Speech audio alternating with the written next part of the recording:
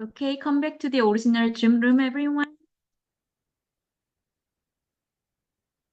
So we are going to start the roundtable session shortly. And now I would like to hand over the microphone to Professor Carla Pinto. And Professor Pinto is a highly influential, world-renowned researcher in the field of STEM. And I also want to extend a very special thank you to Carla Pinto today. She has joined us as both a moderator and a presenter in today's important roundtable session. Notably, we have invited esteemed scholars in the fields of STEM and AI to participate in this roundtable. Hello, good morning to all. Thank you very much. Good morning. Can you hear me?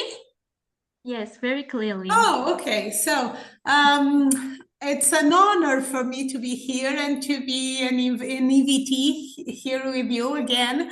ICAS is a very interesting, in fact, it's an excellent conference. And I didn't know about it until, I don't know, a few years ago. And then gladly, I heard about it by Joe Plavixa and Christoph.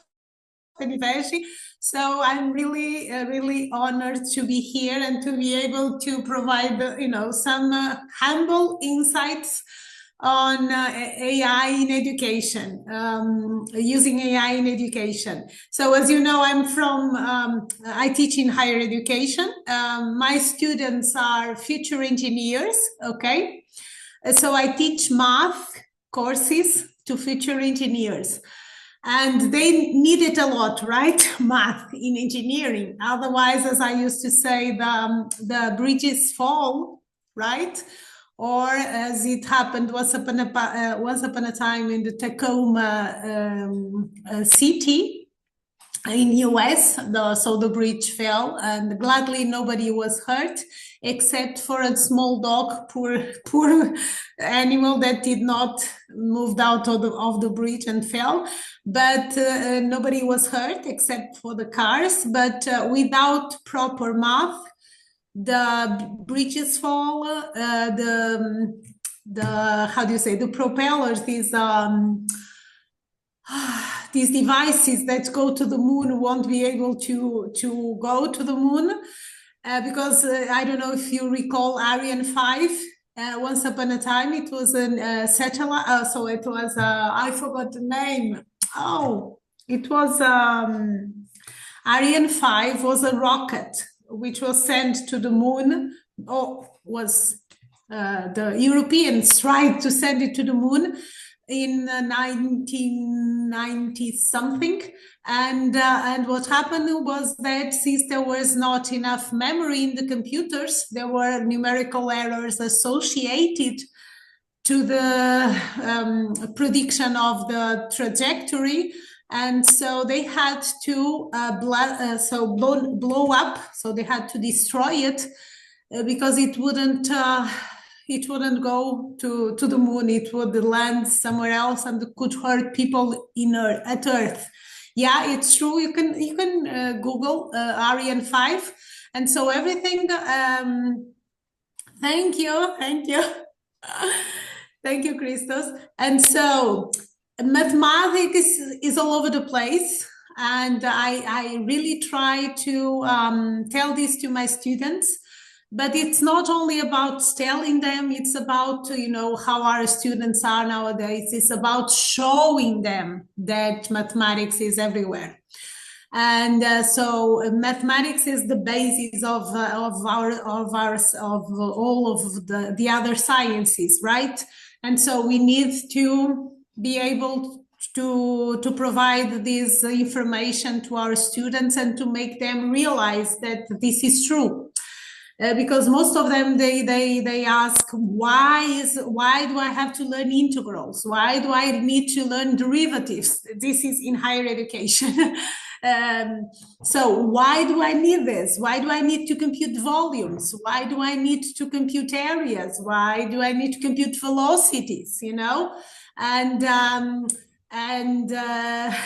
So if you are able to teach them in such a way that they can actually see the usefulness of math in real life, then you grab their attentions, you can engage them, and you can motivate them to learn faster, I think, and deeper, because most of them also, they memorize a few concepts and then they forget about it the day after the test or the day after they use them, okay?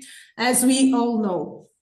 So my main goal as a teacher, and has always been, is to be able to engage my students in my class, and for them to retain knowledge after the class, after having me as a teacher, and when they go to the marketplace, to be able to use this knowledge. So I don't know if I can share some slides, because I wanted to talk to you about one of the projects I am coordinating right now, which is Math Bigger. It's called Math Bigger, and it is related to, let me just check where I put the presentation, because I was doing it yesterday, so it's here, presentations. Can I share my screen? Am I allowed to share my screen? I'm just asking, I don't know. Yes, yeah, I can do it. I can do it. I can do it. Screen. Yes. Yeah, I can do it. So let me put this in full in presentation mode. Is it? Oh, okay, good. Can you see it? Can you? Okay, Yes, so we can see. Yes. Okay, Perfect. okay, thank you very We much. have about like 5 minutes. Oh my dear God!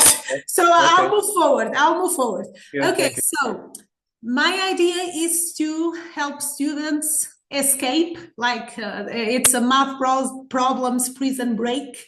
Okay, is to help my students evade math problems. Okay, so I know you know everything, all of this that I needed to to talk to you about. You know, our students are Gen Zers, you know, they like to participate, you know, that they were used and they were born in this new technology epoch. Okay, we weren't, but they were, and they like to always put their hands in practice. They like to learn by hands-on and by experiential learning, right?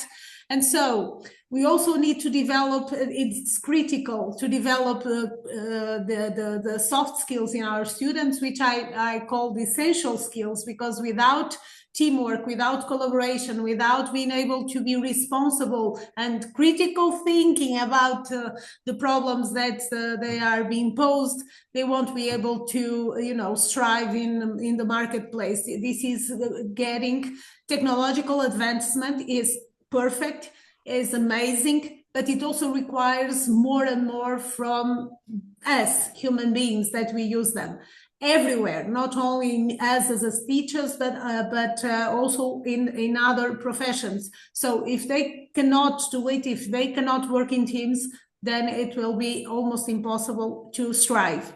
So our students do not like this type of classes. They like better these ones. They like to be engaged more actively in their in their learning set. So in mathematics, we need abstract knowledge and we need applications, okay? And we need to have here the right balance between these two. So agile in education is what we try to do here in this Math Bigger project. It's related with math digital escape rooms, and what we propose to our students is to engage in a 3D environment. I will show you, if you allow me a few seconds. I will show you the 3D environment. And so we had to have this. These are the partners involved. So Jolt is here too, and we have a company which is Maxware. I won't talk about this. Why is this important? Why do I have zombies here in my presentation? Because storytelling, gamification is extremely important in every digital escape room to engage the students in order for them to solve the tasks and progress in the escape room in an amusing way. This is, for example, a future case study related to susceptible infections and recovered models.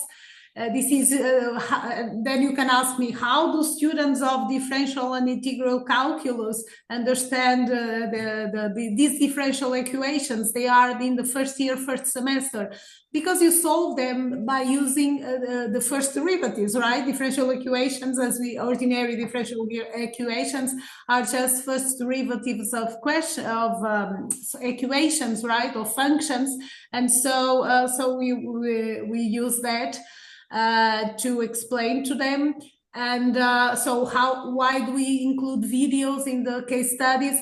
Because we need them to engage, we need them to feel the environment, to be completely immersed, and to feel the escape room just like if they were in a 4D environment in reality escape room. So these are some photo of print screens, sorry, of the first escape room. So in the first escape room, they have to solve tasks related to solar panels, compute battery consumptions, etc. Let me see if I can go there. Oh, this is the website. 1 second. Can you see the other screen? Maybe not. 1 second. I need to, okay. This is We have seen, yes. Can you see this one? Where it is just a stand second. figure? Yes, now we see your website. Yes. Perfect. Okay, this is the website of the project. So the project will end in 31st January 2025. And so after that, we will put here the developed escape rooms, okay? But you can find more info about Math Bigger here. I just wanted to, just 1 second. Where is the presentation here? I just wanted to 1 second, to tell you that it has been quite an adventure. With us, you know, when you want to do to try to do something different in order to help your students, there are always challenges ahead. Don't think life is easy. I know in our age, at least in my age, we don't think life is easy anymore. Okay, and so we need to strive. And but I always remember this Rod Stewart song. I don't know if you know it, but I know it in my age.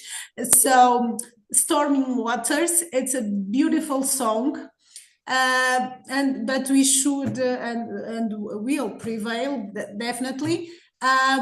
This is the Center of Pedagogical Innovation in which I work here in Polytechnic University of Porto. I am a co-coordinator, so I am related to the new innovation hub, which means that we are now creating a hub in which our students and teachers and colleagues will be able to develop new ways, not new theories, but new approaches to education.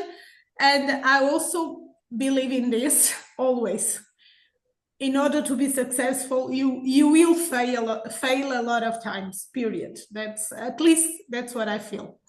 And this one is fantastic, because I do think that if we manage to disappear from our students, then we did a very great job, okay? So you can reach me here in my email address. And I just wanted to show you a little bit, I think it's a 30 seconds video about the 3D environment of one of the escape rooms. I don't know if I can I? Yes, please. Okay, it's 30 seconds. I think you will like it. Just let me see where it is. 1 second, because I think you will how do I say, feel the 3D environment, and we will have 2 finished escape rooms. At least that's what the company promised us, and I think the students will like it. We are having some first. 1 second, I'm looking for that for that link. Oh, here it is.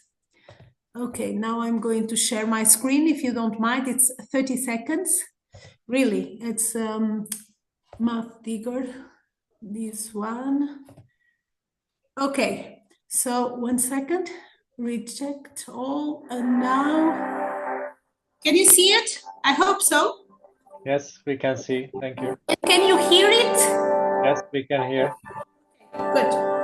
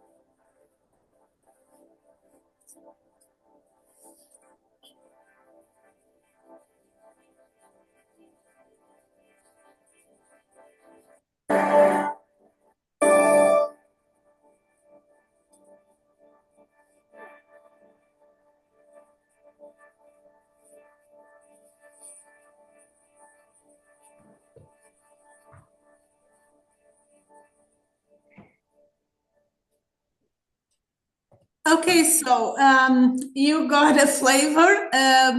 So in this escape room is the second one. The students will be able to build their own residence in faculty. Why? Because there was the storytelling is that there was a nuclear war. They hidden in bunkers, and then afterwards they got outside after everything was cleared, and then they started to rebuild everything that was. Thank you so much, Carla, for sharing this interesting content with us. May I recommend you to put these links, including the video link, to the chat, so everybody can check it more thoroughly after the session. Thank you so much for the very interesting talk. And it's time to switch to our next speaker, who is going to be Professor Thomas Chiu from the Department of Curriculum and Instruction of the Chinese University of Hong Kong. Thomas is a great friend and have been several times on Stanford list of the most cited scientists. He's in the top 2% actually, due to his contributions related to AI and education. He is also involved in the Hong Kong AI curriculum design team. He's accumulated more than $30 million as part of various research projects, and is a very active scholar, and I learned already a lot from him through his publications, and also this curriculum. I think what's available in Hong Kong is a very unique one, because it's not only started with the AI boom, but it has many years behind. And I think there is a lot to learn for the rest of the world, that how to approach AI in schools. So Thomas, the floor is yours. You have about 20 minutes to go. Thank you so much. Okay. Thank you for Crystal introduction. So I'm very honored that to share some of my work today. So I think it's very funny. Before I start, I just would like to talk about AI and STEM. It's very funny. People, scholar or computer engineering or educator, they want to separate them. AI and STEM, they are different. But for me, they are the same. They are similar, but just maybe AI because AI is interdisciplinary. They have a lot of mathematics, they have a lot of sciences, and also engineering. But they go beyond STEM education. Actually, in Hong Kong, AI is under STEM education. Just this is the background like this. And I've been publishing in AI in education, basically using AI to support STEM education. And I am also published paper that in AI education, basically teaching AI. Today the topic I think is a fundamental. It's very important to, I would say that to school, student, teachers, and even though I would say that higher education, the first step when you use, for example, I just want to give you some background before I move on. Um, um, when you use AI, we have to understand the AI first. Otherwise, because AI is we call it a destructive technology. So without knowing it, without understanding it, when you're using it, I think it's very risky because they just take anything that AI given the student, which is may not be good to education. So that's why I come up with today's topic because I was thinking, what can I do? So I show you some work, some hello. So I show you some product, or so I talk about anything, talk about fantastic tools. But instead of that, I would like to go to fundamental, the first step that how we plan, the integration of AI in education, because some teachers are hesitate, some students are may not willing to do that. How can we prepare that? So as you say, I would say that in AI or STEM education, I always want to clarify two terms: teaching AI, which is AI education. So there are a lot of people talk about AI literacy. So basically similar to mathematics literacy, similar to reading literacy. So we have PISA, we have Teams, this kind of big uh, assessment. It's more about knowledge. So, but again, understanding it doesn't mean that you can use the knowledge or AI in a productive way, healthy way, um, uh, safe way. It's different, understanding and applying in a productive way, safe way. It's different thing. So we should come up with another term we call AI competency. So what's that mean? That using AI to support learning and teaching. So this is different. We call AI in education. So now I just want to clarify that we have this. So I think that from literature, I think I would say that one of the first um, paper come out is from Lon. They actually define AI literacy for non-engineering. So for me, when I look at definition, it's very complicated because they have like a lot of like 17 competency, 15 design consideration. When I look at that one, because the background of Lon is purely engineering, he looked at this issue from an engineering perspective. When I talk to my some of the scholar that in Hong Kong, teacher in Hong Kong, and also in Middle East, and also Australia, even Europe, we found that definition is too difficult. I mean, too complicated, too technical, and then even the teacher don't understand, students don't understand. So that's why we drive off this one. And then also in the definition, they make use of the two terms, literacy and competency. They mixing it. But it's very funny. From Professor Gary Fallon from Australia, is a former editor of Learning and Instruction. That the journal is very, very top. And actually published one paper talk about they are different because he actually mentioned that literacy is closely linked to skill. It's about knowing it.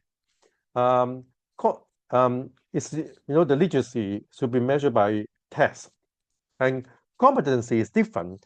Competency is a capacity to carry out a task effectively. That means that you you don't just use it. You have to use it in a good way, in a productive way. So it's very that these two of them are very different. Um, I'm sorry. So myself is so I work with some other scholar. We try to come up with the definition.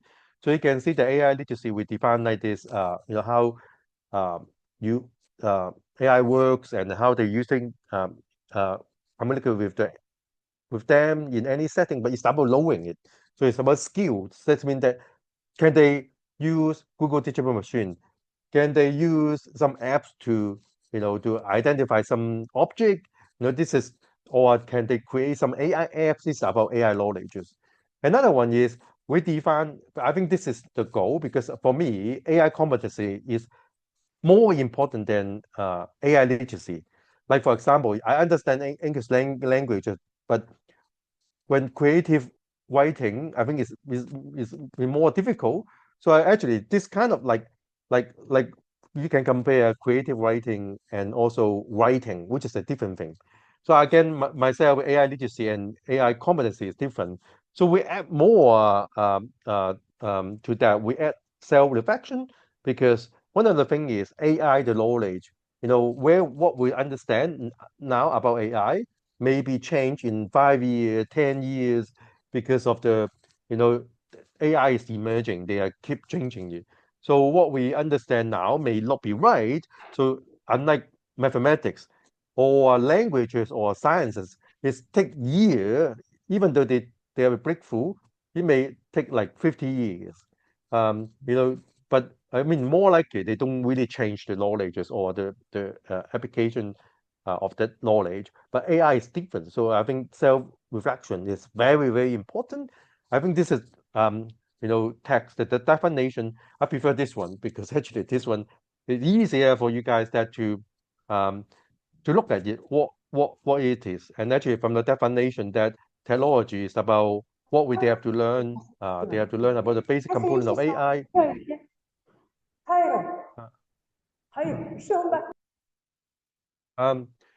So the impact, the impact is Please go on.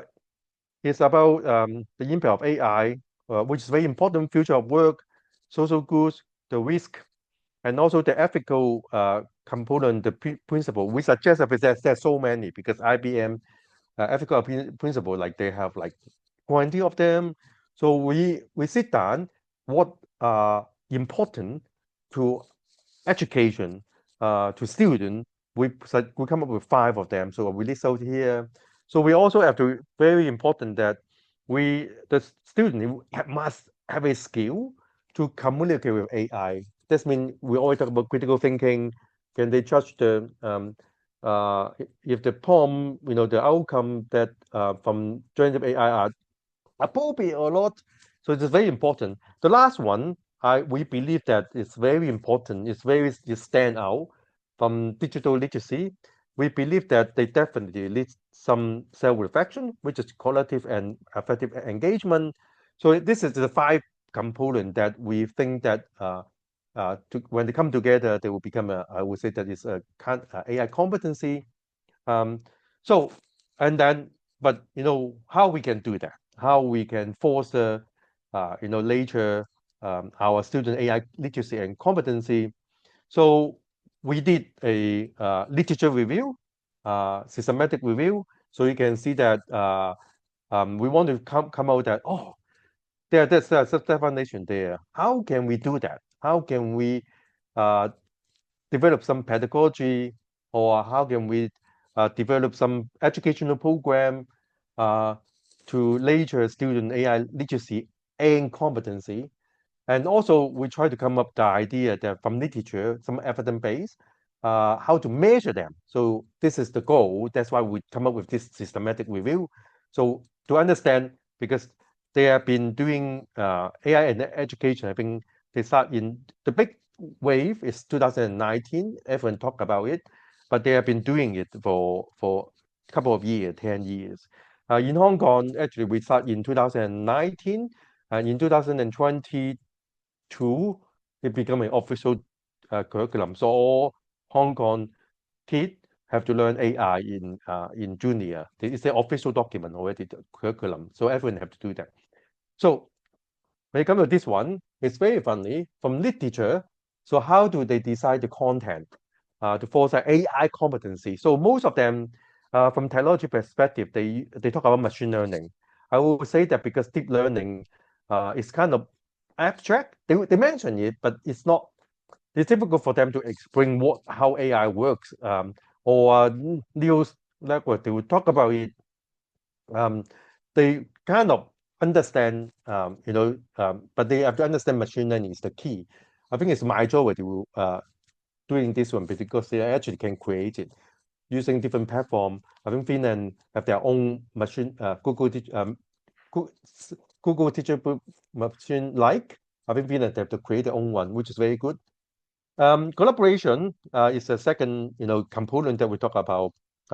So the student must have a skill to communicate with the AI, but in this sense, we use C. That means computer vision. Can how AI see an object? How AI read messages? How AI write messages? How AI speak, like serial, something like that. How AI hear?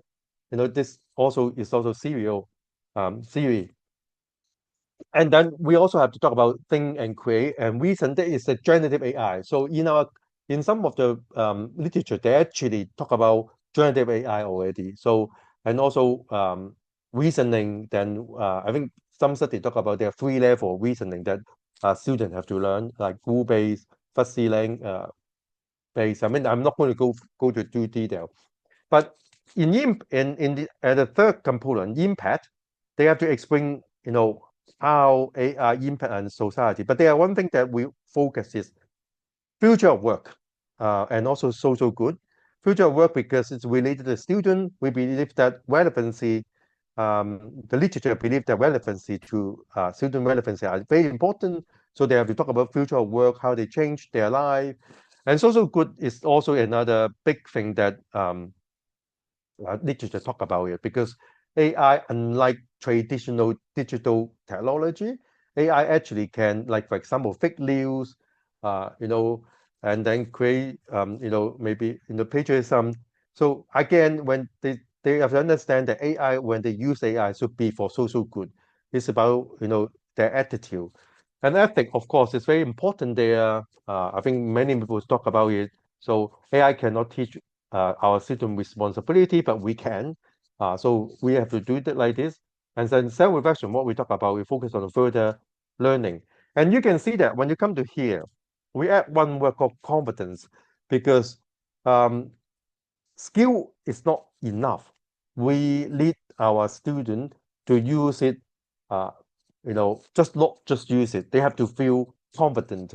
It's very important. So I think this is something that some of the literature mentioned that their attitude. So when you look at the chart, you can see that the percentage pretty much the first four components are similar. The current studies, they cover the first four components, but the self-reflection is something that they don't really not really touch on it. So I think we need more. How can we make sure that our students know that what they learn now at the moment about AI may not be maybe changing. Maybe they have to go revisit again in 5 years. This is very important. And then how they teach it, I think that it's also very important. So we go through all the article that we select. We found that many using this is the 5 major learning design, 5 major instructional approaches that the literature use. One is learning through experience. They use a lot of case study. They use a lot of uses. And the second one is design thinking. They actually engage. They create something for the community. And then contextual learning is actually is also very they actually using a lot of presentation, exhibition. Another controversial discussion actually is this a cultural? So this is more for ethic. And then the last one is because hand-on is very important, so they actually do a lot of I think majority using Huskyland or Google Teacher Machine. So the pie chart here, you can see that pretty much that they are very similar. So yes, just let me go through that one. Let me. So how they can be assessed? So in the literature, you can see that they pretty much using all type. So they're using tests, they're using self-reported, and they also talk about using rubrics to measure the project, and they also use classification. I mean observation and interview. So you can see that when the literature, when they look at AI competency, they actually don't think that it is a knowledge. They're using different kind of approach. You can see that not just knowledges, they're actually using different way of like I would say the 360 angle to measure, to assess this kind of student AI competency. So what I just talked about is the 3RQ that I just shared is the content, uh, instructional design, and also the measure. So this diagram summarize what I just discussed. So the middle one, the gray one, you can see the 5 components. In each component there are some sub-component, talk about describe each of the component. And then the top one is a assessment. The bottom one is the instructional design. So all come together to help our student to develop our student AI competency. Okay, let's move to the next one. So I would like to share a little bit more about how we measure, because I think it's very funny that I talk about 5 major ways of measure AI competency, but I want to talk a little bit, give you a little bit more about how actually you can measure it. So I want to go a little bit faster. So you can see that I just want to clarify a few terms. When you come to AI efficacy, it's about the belief. So usually we use self-reported approaches. AI literacy is more about knowledges. So similar to mathematics, I just talked about reading. Scientific literacy, usually PISA teams, they can do it. They use a lot of tests to do that. AI competency, I think, is a little bit different. We cannot use tests to do that. So what we can do, and then I want to give you some examples that we develop. You actually can use them to measure your student AI competency and test. I mean, this one. So the method is actually I work with different scholars. We use Delphi study. Anyway, move forward. I'll give you some tests. So when you develop your AI literacy test, because this is contextual, it always stick to your curriculum. It's difficult for you to use. I would say that, like for example, we develop some AI literacy tests, but it's aligned with our curriculum. So even though our test, I published a paper already in using psychometric analysis to validate our test. But our test may not apply to your country because we have different curriculum, we have different focus. But we give a guideline. We suggest that there are 3 dimensions that when you develop your own test. So you can see this is the 3 dimension. There's some question that you can use that for each dimension. For example, what is AI? They have to understand what intelligence is.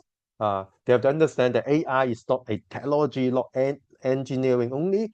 It is a interdisciplinary domain. So it is the guideline that they can scholar or teacher can use.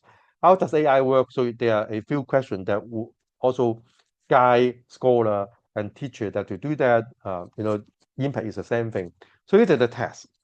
So it is the recommended, I would say, framework that to help us teachers, scholar to develop their own one. Another one is we call AI self-efficacy questionnaire, self-reported item. So you can see that we changed a little bit. Because in school, student, their main job is learning. So you can see that we want to talk about learning. So we talk about support for learning. So can they use, not just use technology, can they use technology to support their own learning? So you can see that the first component is all about learning. The second one is comfort. Are they basically confidence? So you can see that they shouldn't feel, hesitate when they use AI. This is the second one. And then the third one is machine learning. I'm going a little bit faster. And then perceive easy to use. I think this is very common. But the data and AI is another focus that we believe that is very important because when I always say that data is a new coding. When we create AI, we don't need coding. All we need is data. So it is the thing that we think that is more important that in AI, measuring AI. So we stand it out. So the last one, so you can see that the last one is engagement in reflection, need for self-reflection. This one is echo to the last component of the AI competency. I would say that this is what I want to share, but this is self-reflective learning. You can see that the three domain, but we try to come up with some item that to help the teacher understand that what they are, other than we just talk about the sub questions. Yes, this is another format to talk about the test, but they let the student just do the questionnaire, open, semi-open. And for us, what can we use? What we discussed today. I think that we always say that we have a lot of different method, a lot of intervention. So we should, at the moment we have a lot of discussion. So I think we need more education program, more in intervention that evaluate the effective, because many people talk about it. What are the effectiveness? We need evidence, and also we need more curriculum. We need teacher education. This is the thing that I think that we should do. And I would like to have some advertisement because actually my new book coming up in 2025, January 3rd, will publish next in 2 months. This book is about empowering K-12 education with AI. In the book, actually, I talk about STEM education also, which is related to our conferences. They have step-by-step guidelines that to help us to integrate AI in school. Okay, I think I'm not going to talk about this one because I think I'm a little bit over one. So sorry for that. It's what I'm a little bit over one. Thank you for it's what I want to share. Thank you very much. Thank you so much. I'm sorry. Yeah. For the very insightful presentation. I think we all learned a lot from the talk, and now it's time to turn our attention to Japan from Hong Kong. We have the pleasure to invite on stage Professor Hiromi Yokoyama, who is a key scholar from Tokyo University, and she's heading many projects, including also green AI related project and ethical AI, and the combination of sustainability and ethics is in her portfolio currently, but she's also very busy in finding out how to have more females in STEM and STEAM careers. So we are running this joint research project with Professor Yokoyama, and we had the pleasure actually to visit her like just a week ago in Tokyo, where she was heading the major science communication forum of Japan as part of the Science Agora event in Tokyo. So the floor is yours, Professor Yokoyama. Thanks a lot for joining us today. Well, thank you so much for your introduction. And I will share my slide. Can you see my slide? We can see that and we can hear you very well. Thank you. Okay, thank you so much. So, nice to meet you, everyone. I'm Hiromi Yokoyama from the University of Tokyo.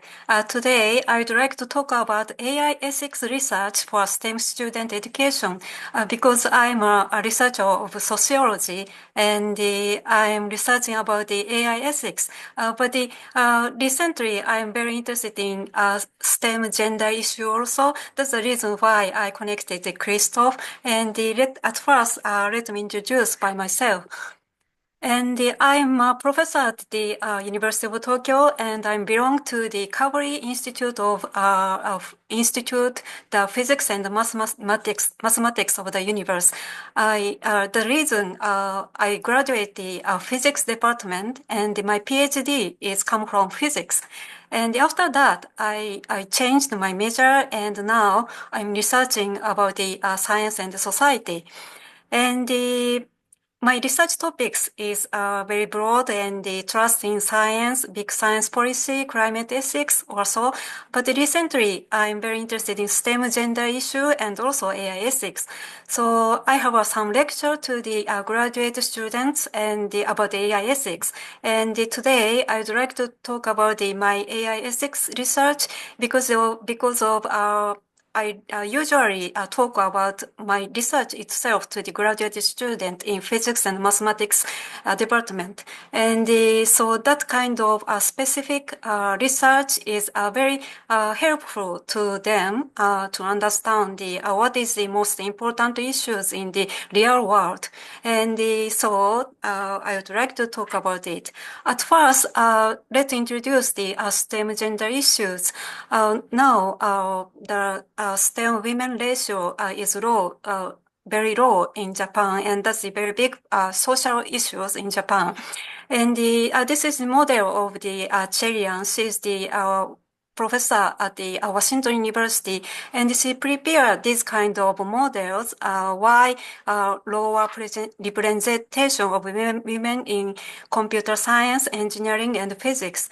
And they mention about the masculine culture of the field, insufficient early experience, and gender gap in self-efficacy. But we think for explain about the Japanese society, we had to add more one issues about the social climate. So inequality, social climate will be affect to that kind of issues, and we are now including this part. And they took data and analysis. And from last year, we collaborated with the Finnish researchers, including Christoph. And now we are now updating this model using the Finnish, UK, and Japanese data. And the next one is also the STEM gender issues. And as you know, high gender equality countries like Finland, Norway, Sweden has the lower women STEM graduates, and it's a kind of paradox. And the Korea is here, but unfortunately there are no data about the Japan. But we have now the gender gap index about each prefectures. Japan has the 47 prefectures, and each of them we have the gender gap index. So we now just started to analyze using this kind of 47 prefectures gender gap index and the comparison between the female ratio in STEM in each prefectures. So we hope to solve this problem.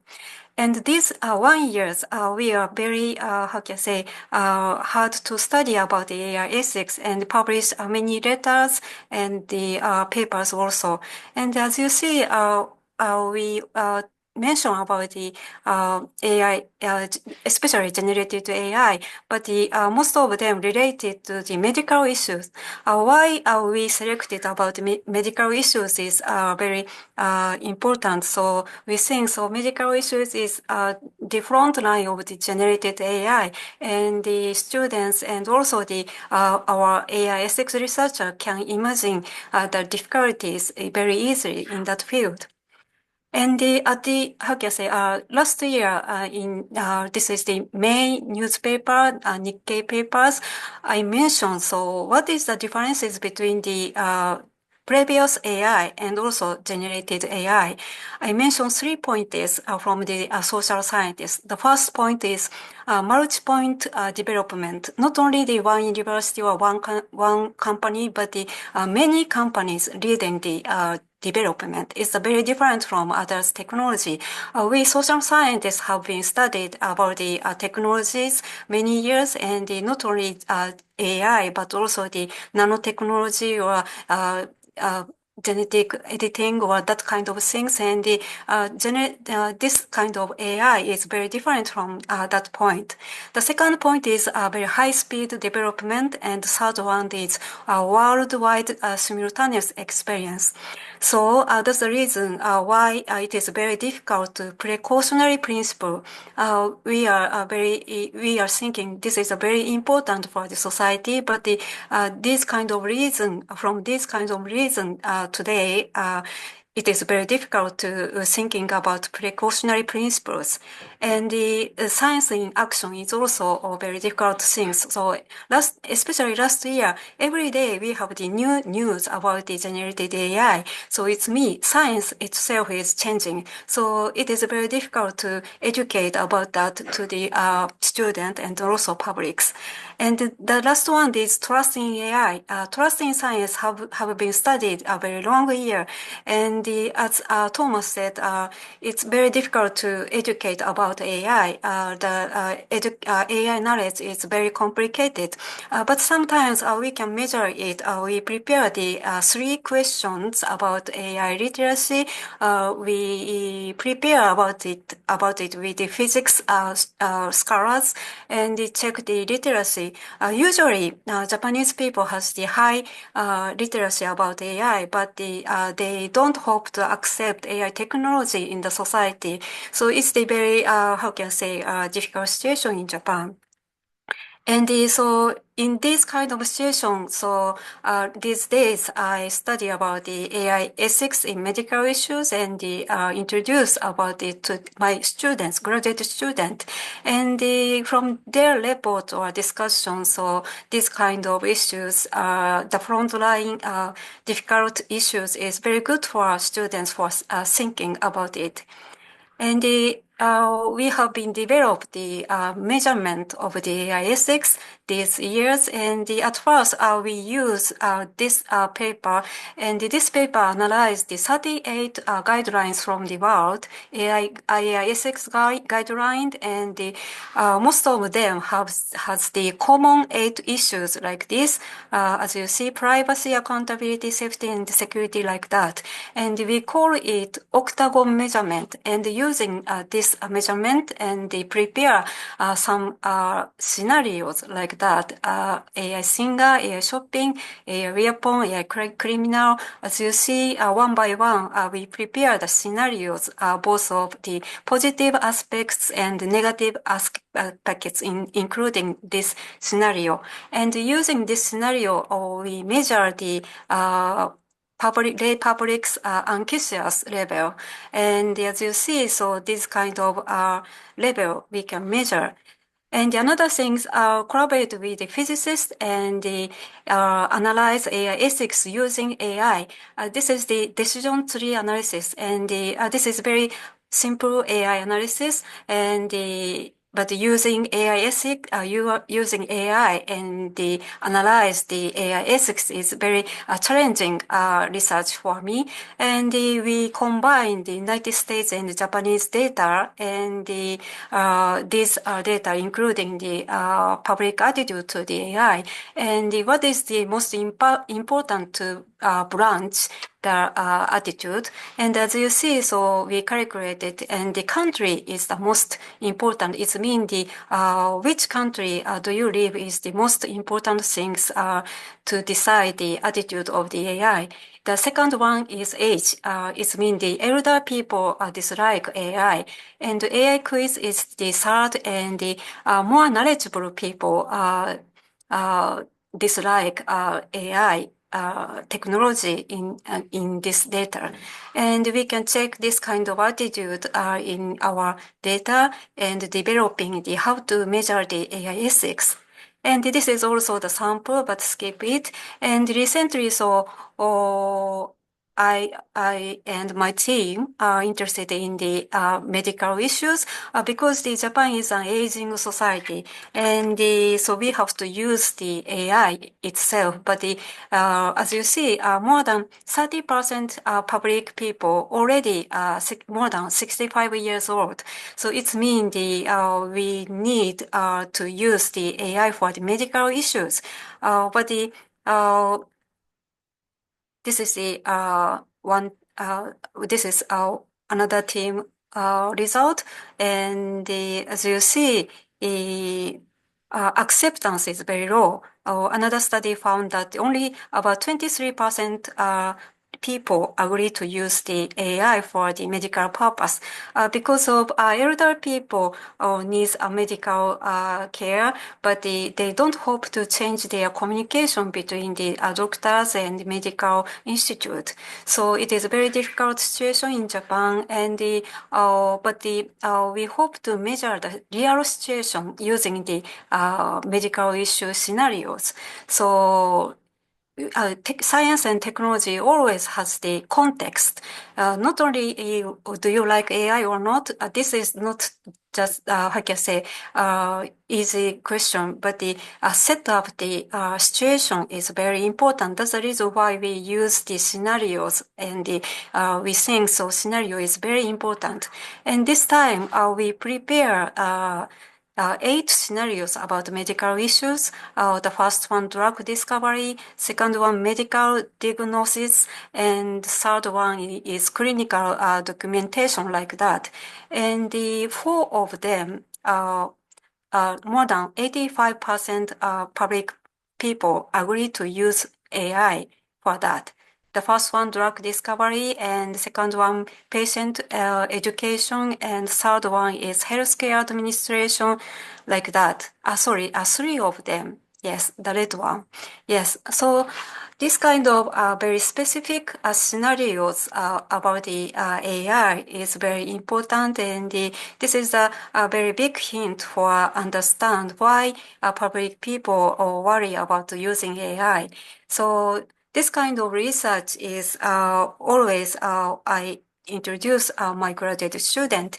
And the another one, measuring technology is we can do that. But of course, always there is a big limitation. And this is a very bad case, and and we wrote letter about that.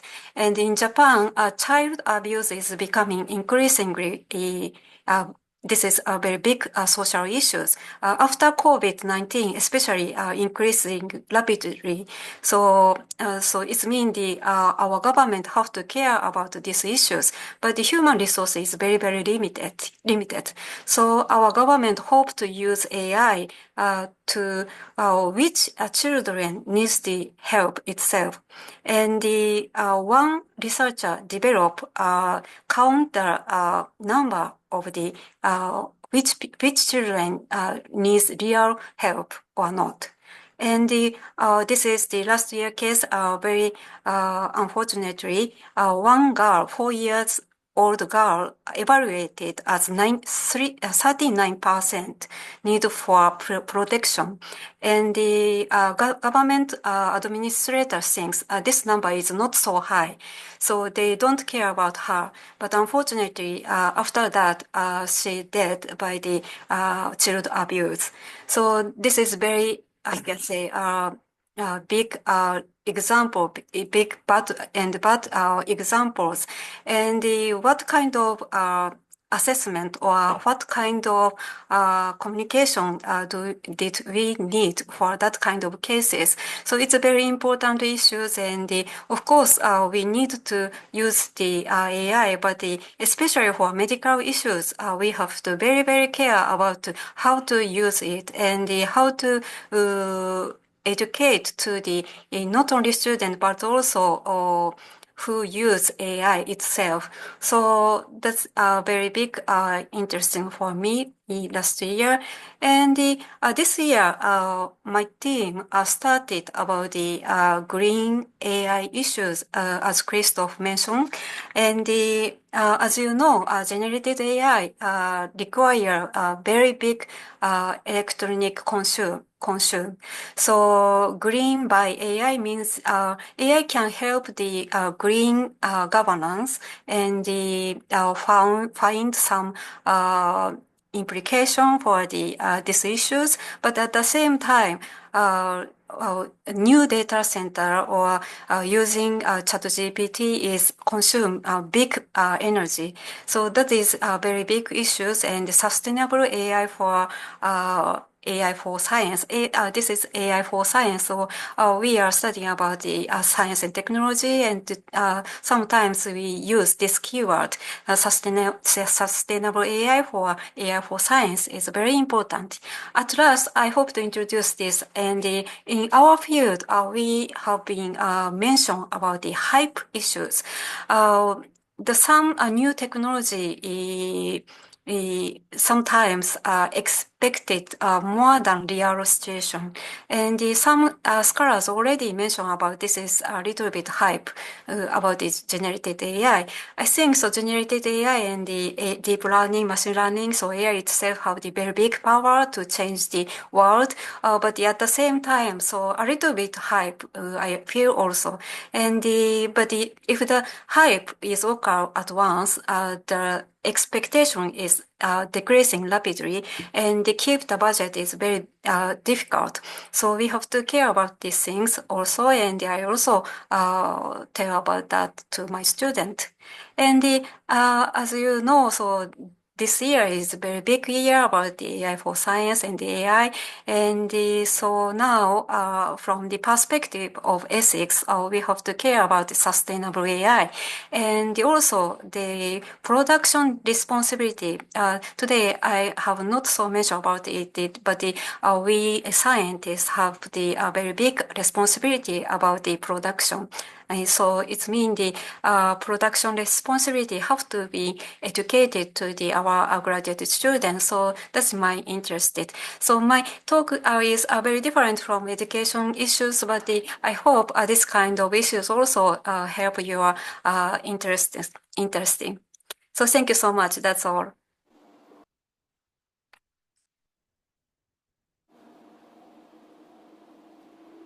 Thank you so much for Hiromi Yokoyama for the insightful talk. I think again we have many different perspectives and many layers are considered in the roundtable and in the discussion. I'm very inspired by this variety of approaches. So let's even go beyond, and we have also Win-Kin Cheng from the Metropolitan University of Hong Kong, where we are sort of, may I say, some kind of colleagues, because I'm very glad to be a visiting researcher of the Metropolitan University of Hong Kong, where Win-Kin Cheng is currently teaching. And his project also related to use of AI, especially with mathematics educators, which been a very complicated issue for a while because of the nature of the generative technology, but he's also a book author. He has several very inspiring experiential math learning books, and also a great explorer of emerging technologies in STEAM education. So welcome on stage, Winkin Cheng. The floor is yours. Thank you. Thank you, Christoph.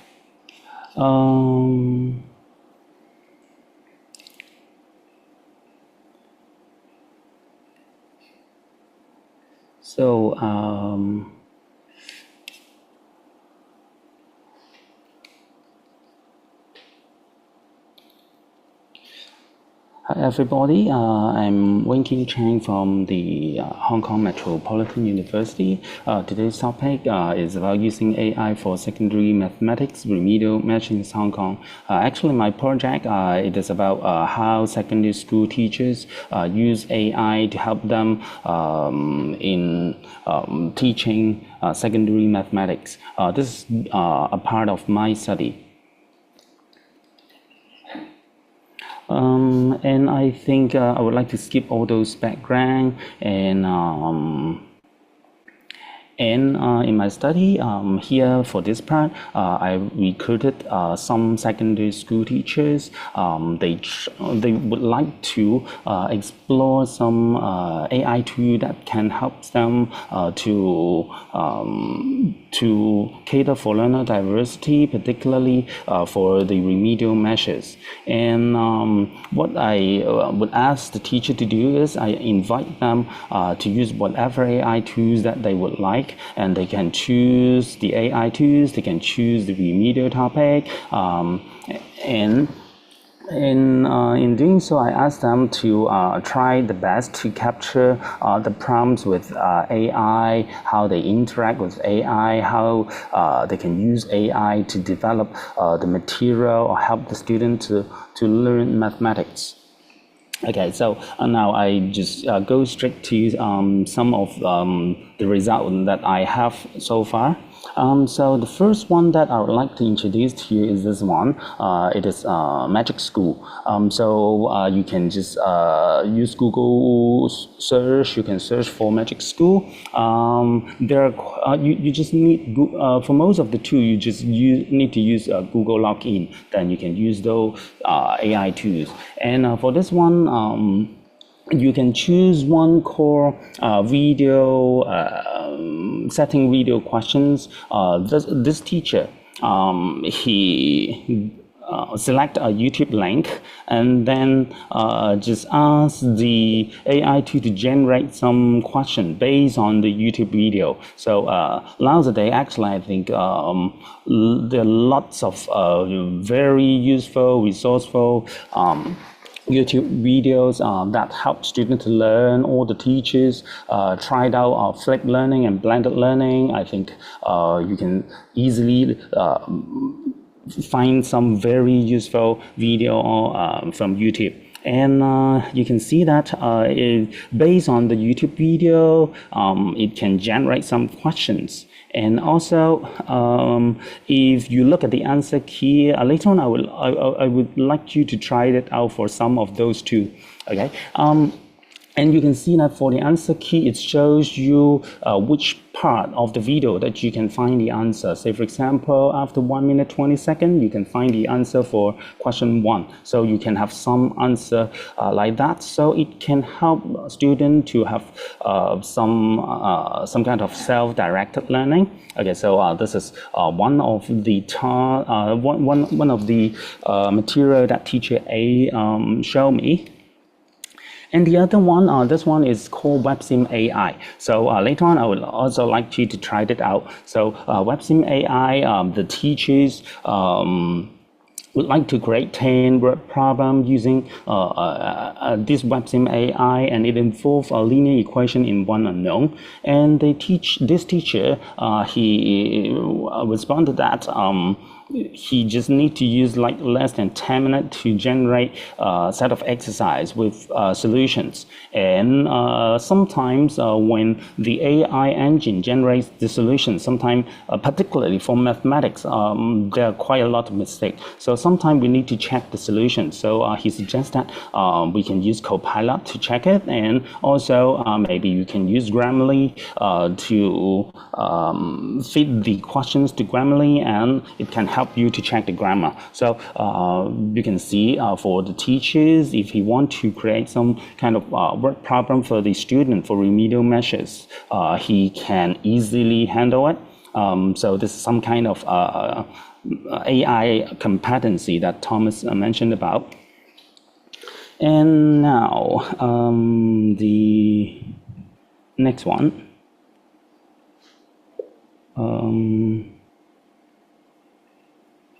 Okay, the next one is the Theorize. This one, it is a paid AI tool, and it is quite sophisticated. It can answer you with some university level mathematics. Later on, I will show you how it works, and I think it worth the sum of money. So later on I will show you.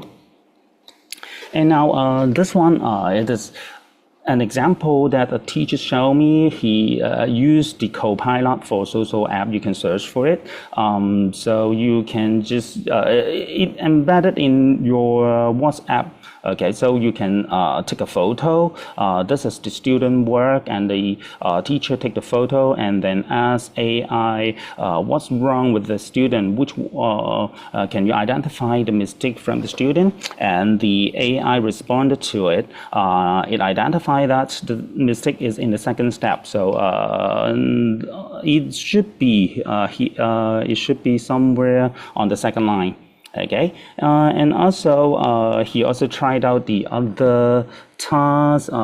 It is about some kind of integration, and again, the Copilot, it scan the image and then go through the solution, and it find out that generally the steps are correct, but in step 3 the student should simplify it before the student integrate it to get a final answer. So this kind of AI tools, it can really help the student a lot.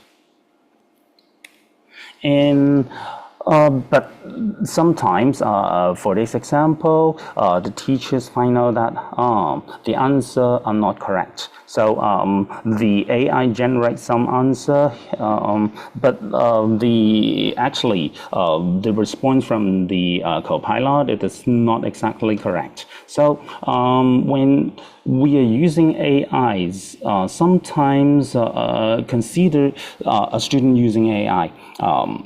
He or she may not know whether it's correct or not, but if the student trusts everything that's given by the AI, sometimes he or she may be misled.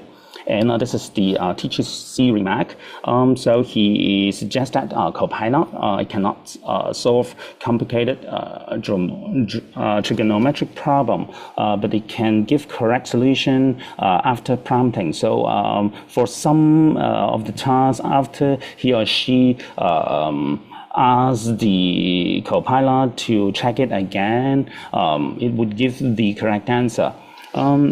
This teacher also tried out the Wolfram Alpha. Again, the Wolfram Alpha, he tried out the Pro version, which we need to pay for it.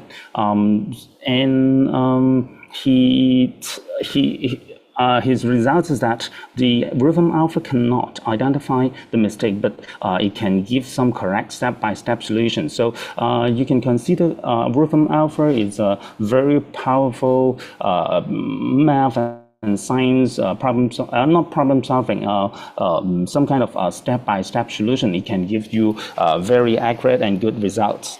But Copilot, for the free version, the Copilot cannot identify the mistake made.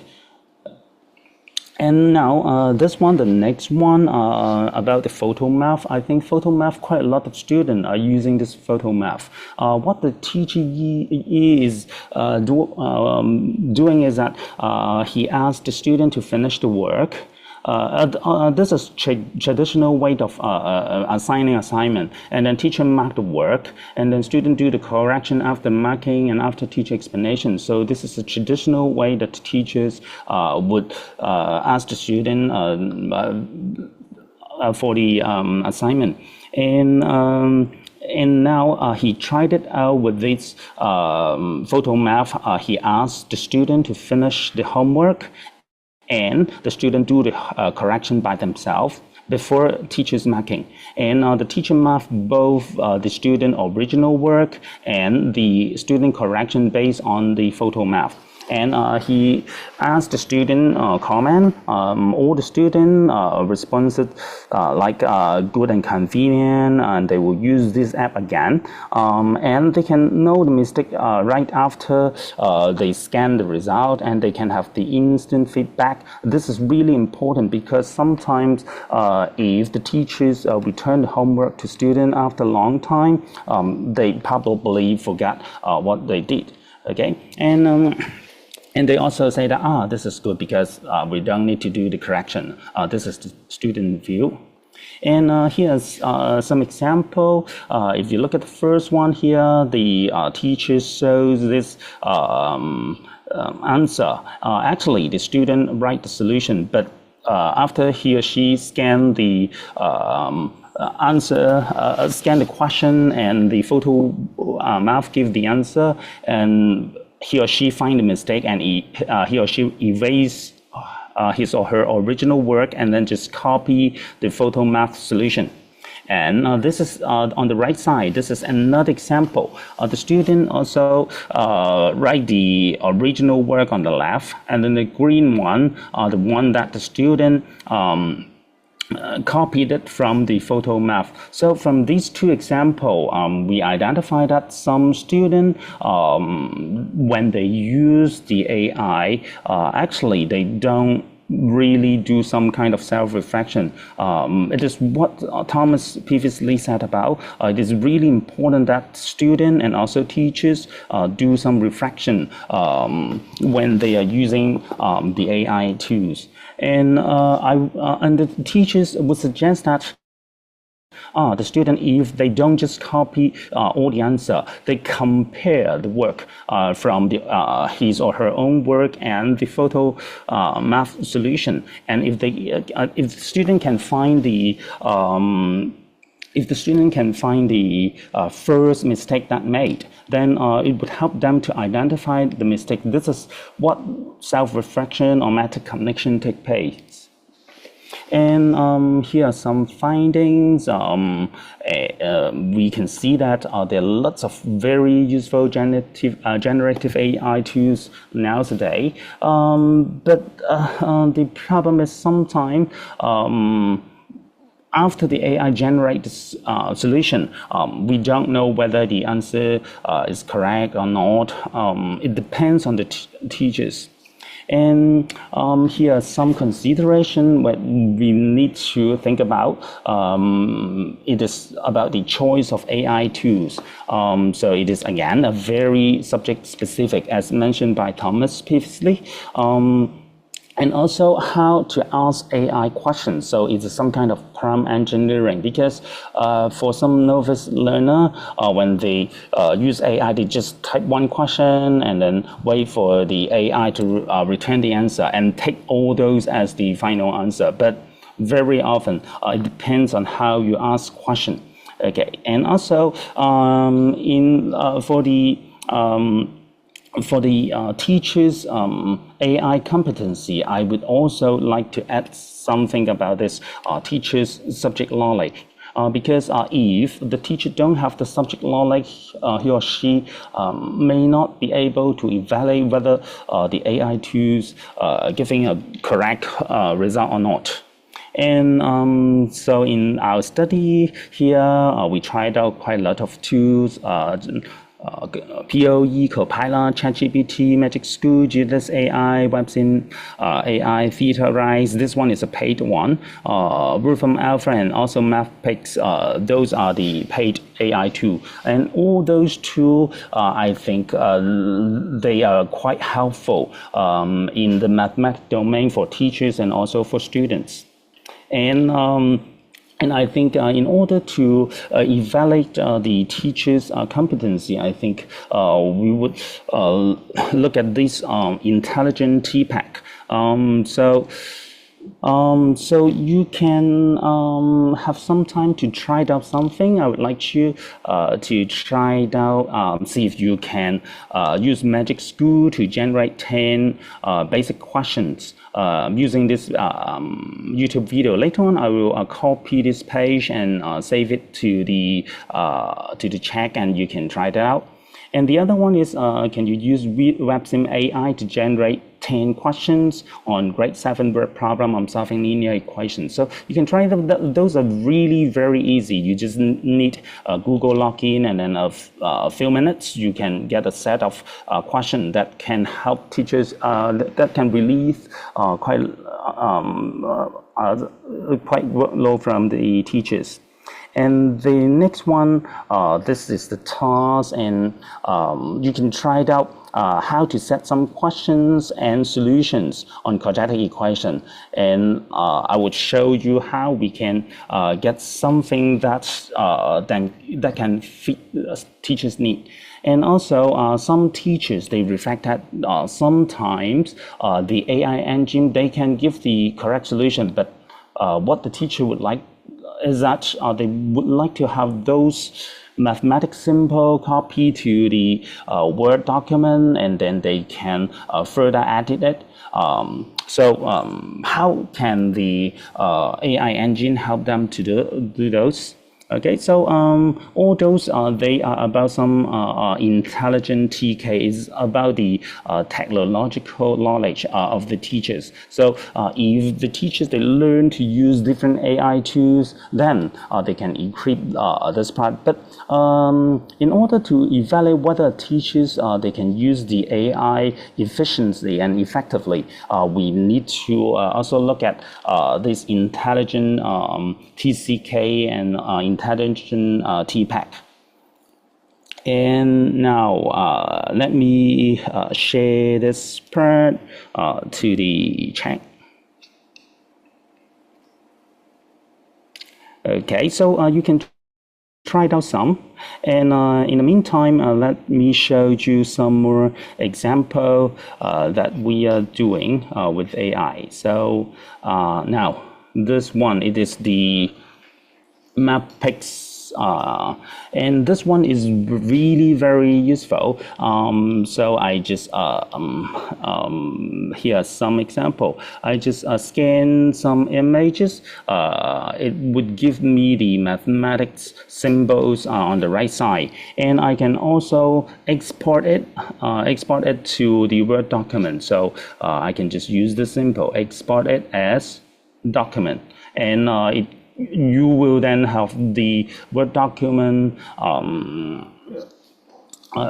You have the Word document on the download folder. Okay, so it saves the math teacher lots of time, because very often we need to spend quite a lot of time in typing this kind of symbol. And let me see if there's some more example. This one. If you look at this one, actually, it is a writing here from a handwriting, and it convert to this symbol, and we can export it to a Word document. I think this one is a good tool that can save you quite a lot of time.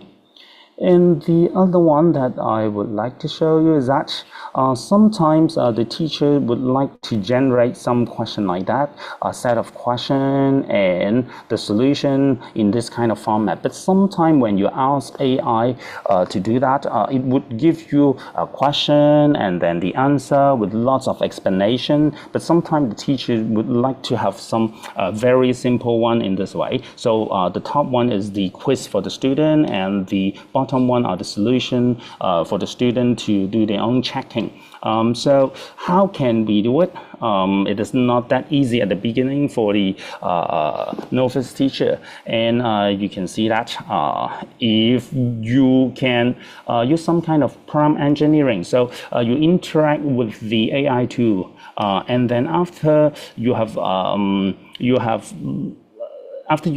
some conversation with the AI tool, and then you combine all those all those questions, and you can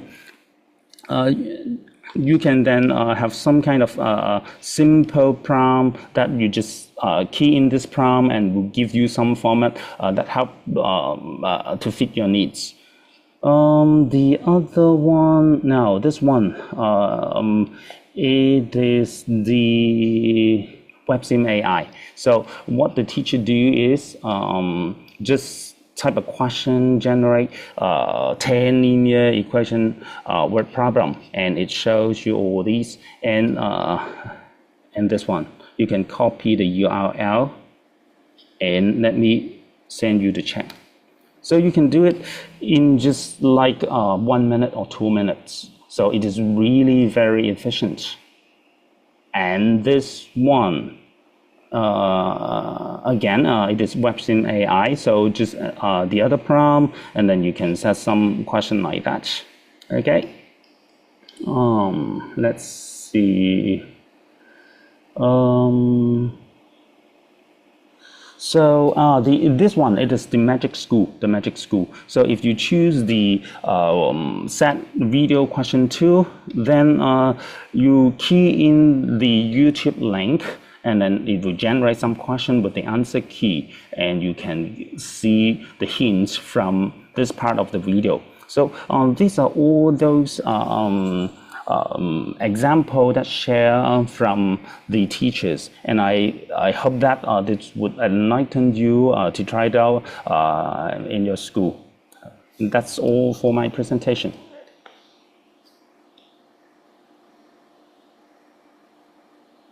Thank you so much for Pinkin Cheng for sharing your insights with us.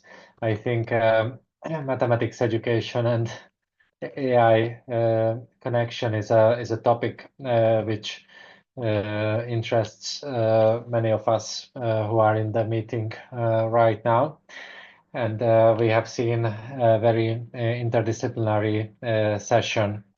And now we still have a couple of minutes to discuss. So I would like to ask our roundtable participants to have their reflections or their comments to each other. Who would like to start? I try to pin every participant on the. Okay, Thomas is very eager to start, so please go on. Thank you for all the quick talk. And actually, when I listen to all of them, actually, I think there are 2 points that is very important: culture and also discipline. We cannot just say AI, use it for all, because Japan have their own culture. So I think that, I think you develop a AI for science. I think, Japan or Europe, their own aspect. I think mathematics will be different from medical. So it's what I I can feel as a whole that it's very interesting. Yeah.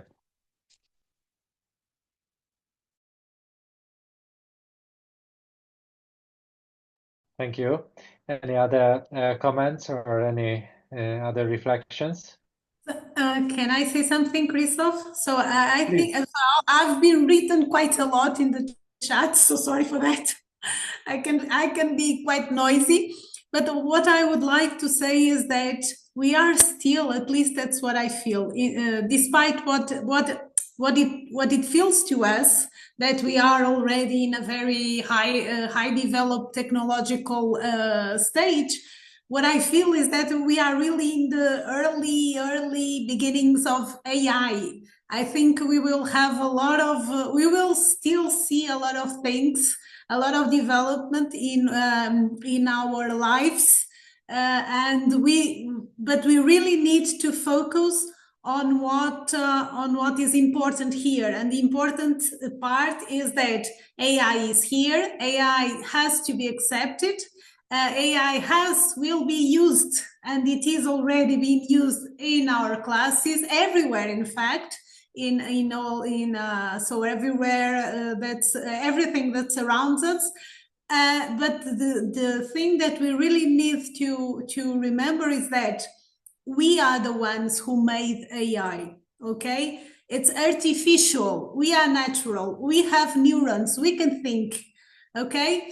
And this is only the beginning, because AI will be used everywhere, anywhere, everywhere, okay? And we will have, how do you say, a hard time figuring out what was in a few years, months, years, decades, trying to figure out what was really done by AI or by a human being.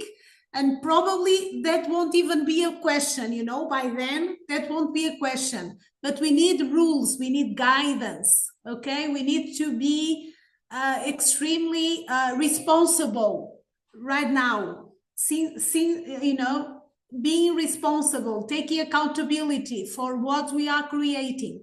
This is extremely important. That's my opinion. Thank you. Thank you so much. Any others to add?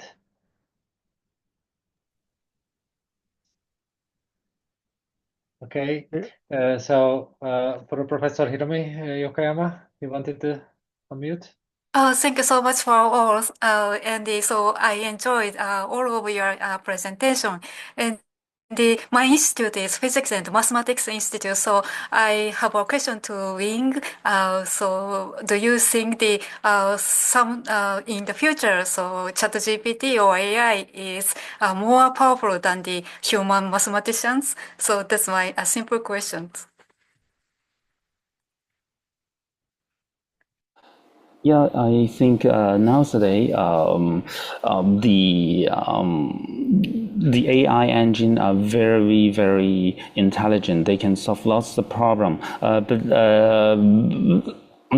still there are quite a lot of problems that they are not doing quite well, particularly on the geometry and trigonometry domain. I still looking for some good tools that we can use. But if we talk about some calculus, integration, linear algebra, I think the one theorized, it gives very, and also the Wolfram Alpha, they gave some very reliable solution. And as teachers, if we keep prompting it and we can see different solution, I think it is important that teachers have different perspective, and they can look at different representation and different solution that can help students to build up their knowledge. And this is I think we need to equip teachers with such kind of belief and knowledge. Thank you so much. I think that was a very good conclusion of the session, because actually all of you referred to preparing the teachers, and also broadening horizons, also ourselves as teachers and learners at the same time. So thanks a lot for all the roundtable participants. And now it's time to keep a short break. So we will have a break for 10 minutes from now. And we are expecting Dr. Andreas Scheleicher to be with us soon. So see you back in less than 10 minutes. Thank you.